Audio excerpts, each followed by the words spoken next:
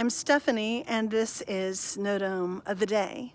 Today we visit New York City. How do I know it's New York City? Luckily, this flatback has crib notes written on the back. I have to turn it around to read because it's backwards to me. The American Museum of Natural History, Hayden Planetarium, New York. I think it's on the back of the dome because there's no way it would have fit on the front. So this blobby thing in the front is not in fact a blob, it's the planetarium guts.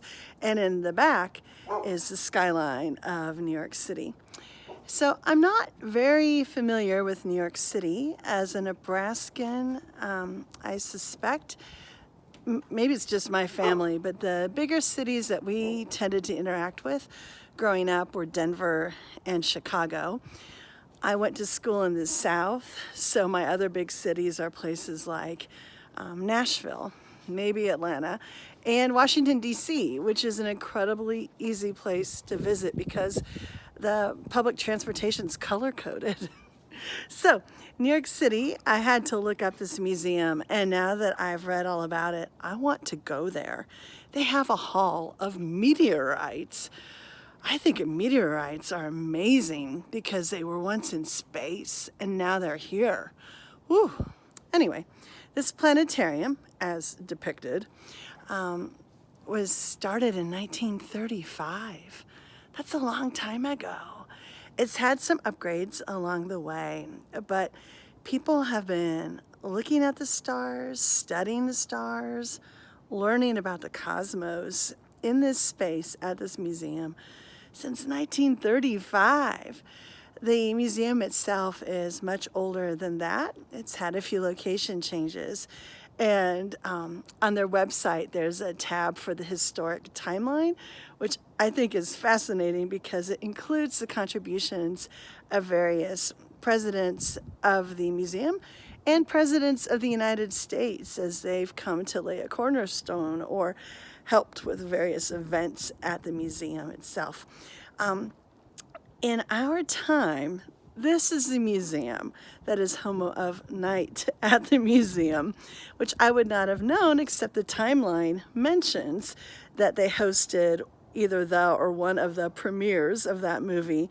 And after that started having overnight events for kids and their families. So, fun fact. So thinking about other people's relationship to this museum and the planetarium, I moved to think about how we humans have been aware of the greatness of God's creation for a long time. And I give thanks that we do have the capacity to look beyond ourselves to that larger world, to remember to appreciate creation, large and small, explained and unexplained. And I give thanks for our understanding that God is with us in the midst of the answered and unanswered questions, is with those who would seek to learn more and explore, and with those of us who would seek to learn from them. All of this I count as good news, and I'm grateful that in my life I encounter stories, people, objects that prompt me to learn more as well. And now, as I'm assembling my list of places to visit once we can do that again, this planetarium and the meteorite room are on my list. Peace be with you as you make your list and as we all remember to appreciate all of creation.